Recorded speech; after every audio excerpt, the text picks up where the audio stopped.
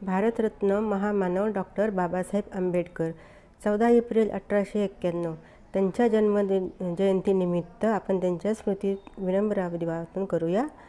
बाबासाहेब म्हणजे एक महान क्रांतिकारी विचारवंत. क्रांतिकारी विचारवंतांची मतं आणि त्यांचे समाजासाठी असलेले समाजकारण समजवून घेता येणं म्हणजे खऱ्या अर्थानं लोकशाही समजली असं आपल्याला म्हणता येईल. बाबासाहेब आंबेडकरांचे विचार आणि त्यांचे कार्य यांचा प्रभाव त्यावेळच्या लोकांच्या मनावर खूप मोठा पडलेला होता. तेही कसलेही साधन नसताना, म्हणजे आजच्यासारखे TV किंवा फोन, व्हॉट्सॲप असे काहीही नव्हते, तरीही लोकांपर्यंत त्यांचे विचार पोहोचत होते. तसंच आत्ताच्या तरुण पिढीलासुद्धा बाबासाहेबांच्या विचाराने प्रभावित असल्याचं चित्र दिसतंय. कारण तळागाळातला समाज जागरूक होऊन आपले स्वतःचे हक्क, अधिकार याची त्याला जाणीव व्हायला लागलेली आहे. साहित्यामुळे सुद्धा बाबासाहेबांचे विचार दूरपर्यंत पोहोचण्यास खूप मदत होते आहे. बाबासाहेबांच्या साहित्याचे, ग्रंथाचे अनेक भाषांमध्ये भाषांतरित पुस्तके आज उपलब्ध आहेत.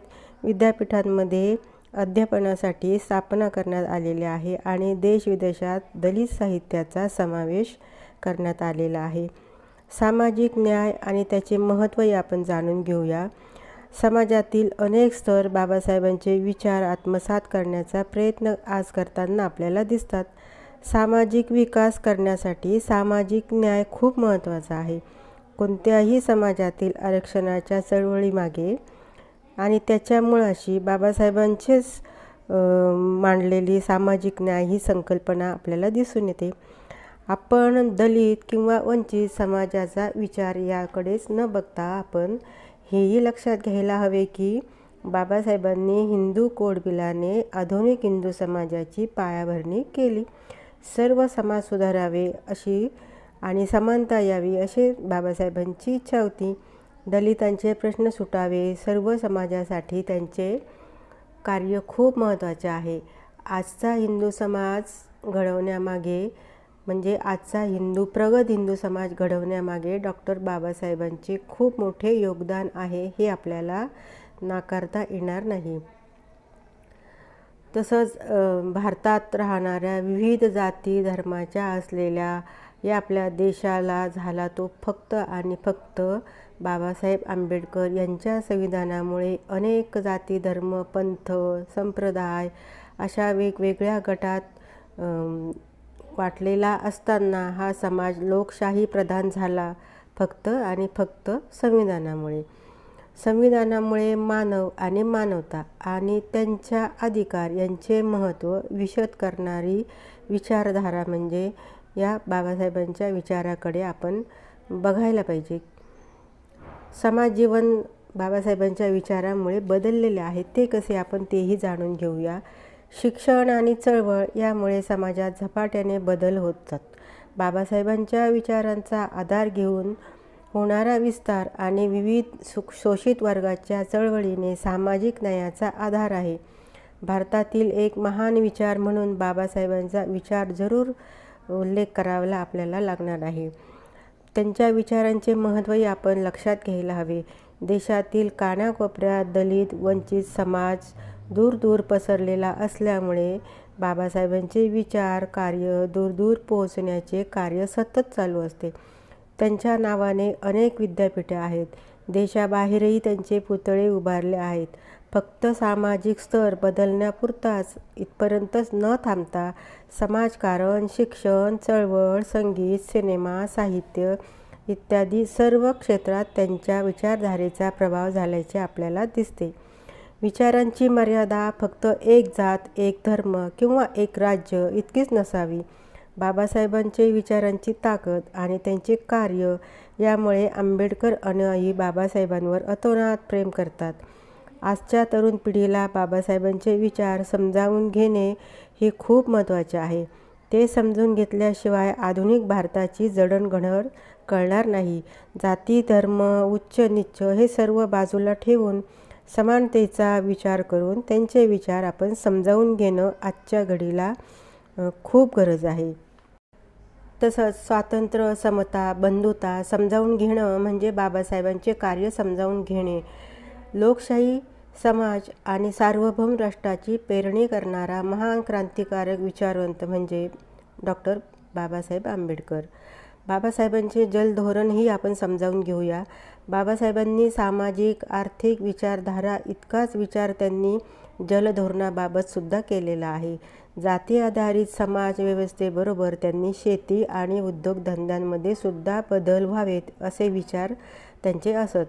त्यांच्या मते पायाभूत सुविधा पुरवून आर्थिक विकास कसा घडवता येईल यांचा शोध घेतला पाहिजे. त्यांना असं वाटायचं की जसजशी आर्थिक विषमता कमी होईल तसतसा जातीय भेदभावसुद्धा कमी होईल. त्यांच्या मते शेती करण्यासाठी शेतकऱ्यांना पाणी मिळणे खूप गरजेचं आहे. आपण बघितलं तर देशाच्या एकूण लोकसंख्येपैकी अर्ध्यापेक्षा जास्त लोक शेती व्यवसाय करतात. दरवर्षी पाऊस पडण्याचे प्रमाण कमी अधिक असते. देशातल्या प्रत्येक प्रदेशात पाऊस हा कमी अधिक प्रमाणामध्ये पडत असतो. त्यामुळे जलधोरण अंमलबजावणी करणे हे खूप महत्त्वाचे आहे. स्वातंत्र्यपूर्व काळामध्ये नद्यांना पूर येणं ही खूप मोठी आपत्ती होती. बंगाल बिहारच्या प्रमुख नदी म्हणजे दामोदर नदी, तिच्या पुराच्या पाण्यावर नियंत्रण करण्यासाठी एक समिती स्थापन करण्यात आली होती. तेव्हा त्या समितीच्या बैठकीत बोलताना बाबासाहेब म्हणतात की दामोदर प्रकल्प करणे आणि पूर थांबवणे एवढ्यापुरता मर्यादित नाही. या योजनेतून वीज निर्मिती, पाणी पुरवठा, जलसिंचन, जलवाहतूक असे त्यांना अपेक्षित होते. त्यांना असेही वाटे की जलमार्ग आणि रेल्वे मार्ग दोन्हीही समान असावेत, पण दुर्दैवाने जलमार्ग होऊ शकला नाही. पाण्याचा उपयोग कसा करावा ह्याच्याविषयी बाबासाहेबांचे खूप चांगले विचार असत. एकदा ओरिसा राज्यात खूप पूर आला आणि त्या पुरामुळे लोकांवर खूप संकट आले. त्या संकटामधून वाचण्यासाठी एक परिषद आयोजित केली होती. त्या परिषदेमध्ये बोलताना बाबासाहेब सांगतात की पुराचे पाणी किंवा जास्तीचे पाणी हे हानिकारक ठरू शकत नाही, कारण पाणी हेच लोकांची संपत्ती असते. पण निसर्गाच्या लहरीपणामुळे पाऊस कमी जास्त प्रमाणात पडतो आणि त्याचे वाटप हे सुद्धा समान होत नाही, अनिश्चित आहे. म्हणून पुराच्या पाण्याचा उपयोग विकासासाठी कसा करता येईल हे आपल्याला बघायला पाहिजे. त्याचा विचार करणं खूप गरजेचं आहे. त्यावेळच्या ब्रिटिश भारताच्या मंत्रिमंडळात बाबासाहेब कॅबिनेट मंत्री होते. तेव्हा त्यांच्याकडे पाणी, वीज आणि पाटबंधारे कामगार खाते होते. त्यावेळेस त्या संदर्भात अनेक योजना त्यांनी राबवल्या. बाबासाहेबांच्या दूरदृष्टीने भारतात जलव्यवस्थापन धोरणाची पायाभरणी करण्यात आली आणि केंद्रीय जल आयोग ही जलसंपत्ती मुख्य तांत्रिक संस्था आहे. जलवाहतूक, पूरनियंत्रण, जलसिंचन, जलवाहतूक, सर्व संवर्धनाची आणि योग्य वापर यांची योजना राबवणे ही जबाबदारी या आयोगाकडे आहे. ओरिसा राज्यात महानदीवरील हिराकुंड धरण निर्मिती बाबासाहेबांच्याच काळात मान्यता दिली आणि पायाभरणीसुद्धा केली. आणखी म्हणजे नदीच्या पाण्याचे नियोजन योजना कशी असावी ही सुद्धा त्यावेळच्या ब्रिटिश सरकारला बाबासाहेबांनी सादर केली. त्याचाच आधार महाराष्ट्र सरकारने घेऊन नर्मदा, तापी, कृष्णा या नद्यांची विभागणी करून त्यांच्या खोऱ्यांचा विकास करण्यात आल्याचे आपल्याला आजचे चित्र बघण्यास मिळते. घटनेचे शिल्पकार आणि महामानव ही दोन भली मोठी बिरुदं लावली जातात. ते एकमेव व्यक्ती म्हणजे आपले महामानव भारतरत्न डॉक्टर बाबासाहेब रामजी आंबेडकर. देशातील प्रत्येक माणसात त्यांनी समता रुजवण्याचं अत्यंत प्रामाणिक कार्य बाबासाहेबांनी केलं. बाबासाहेब हे फक्त नावाने नाही, ते आपल्या क्रांतिकारक विचारांनी सर्व दूरदृष्टीने या सर्वांगीण विचारांनी सर्वव्यापी आहेत. पण आपण आज बघितलं तर विविध समाजातला माणूस भीमजयंती साजरी करतो का? आणि प्रत्येक समाजातला माणूस भीमजयंती साजरी करत नसेल तर का नाही? तर त्याचंही उत्तर आपल्याला समजतं. तर ते म्हणजे आपण बऱ्याच महापुरुषांच्या जयंती साजरी करतो, आनंदाने करतो, नाचतो, पण त्यांचं साहित्य, त्यांचे विचार आपण वाचत नाही, किंबहुना साहित्य वाचनात वेळ घालवत नाही.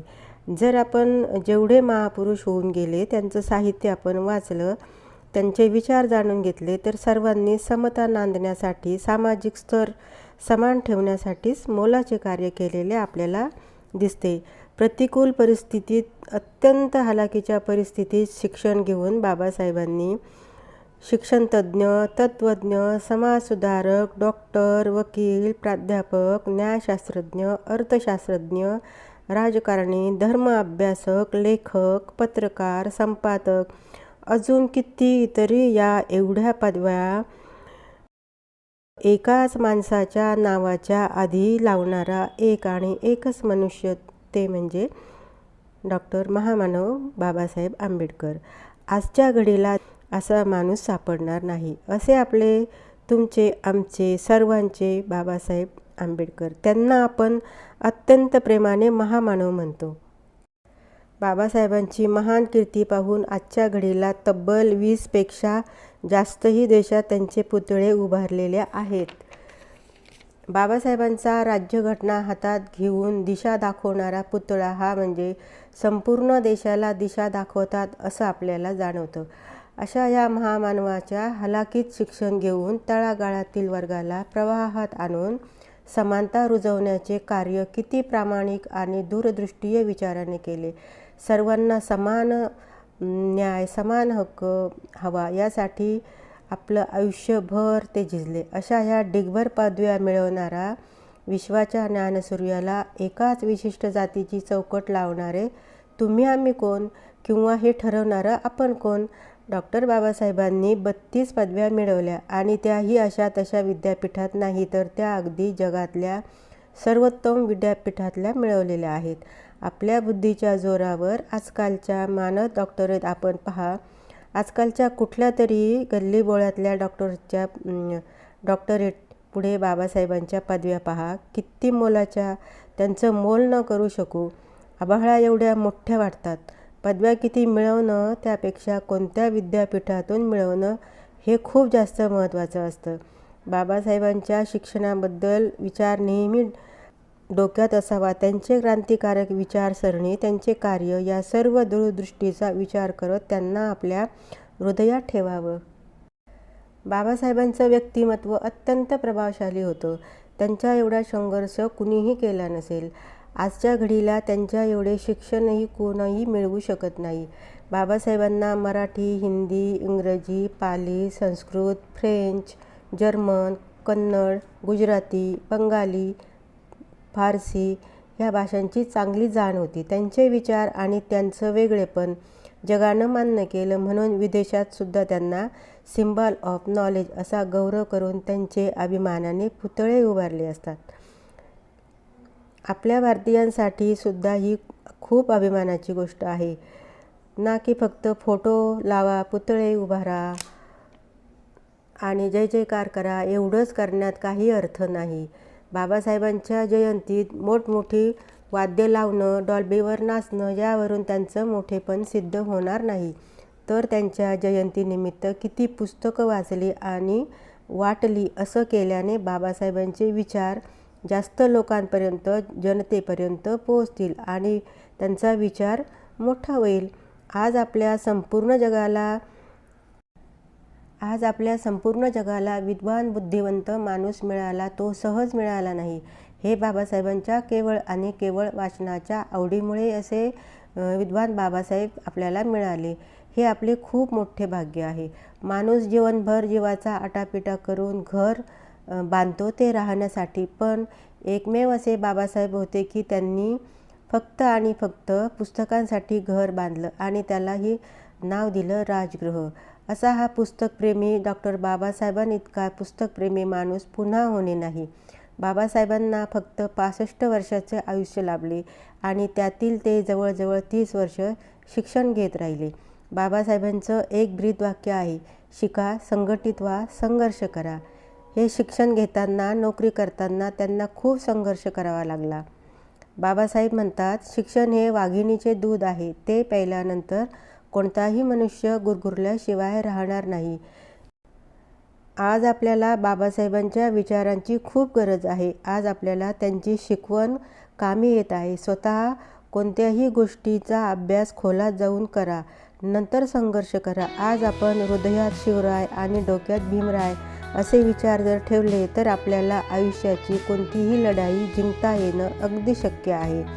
आजच्या त्यांच्या जयंतीनिमित्त त्यांच्या स्मृतीत आपण विनम्र अभिवादन करून त्यांच्या विचारांची आपण उजळणी केलेली आहे किंवा त्यांचे विचार आपण आणखी लोकांपर्यंत पोहोचवण्याचा आज आपण प्रयत्न करूया आणि निश्चय करूया. भेटूया आपण अशाच एका विषयावर पुढच्या व्हिडिओमध्ये. तोपर्यंत मस्त रहा, स्वस्थ रहा.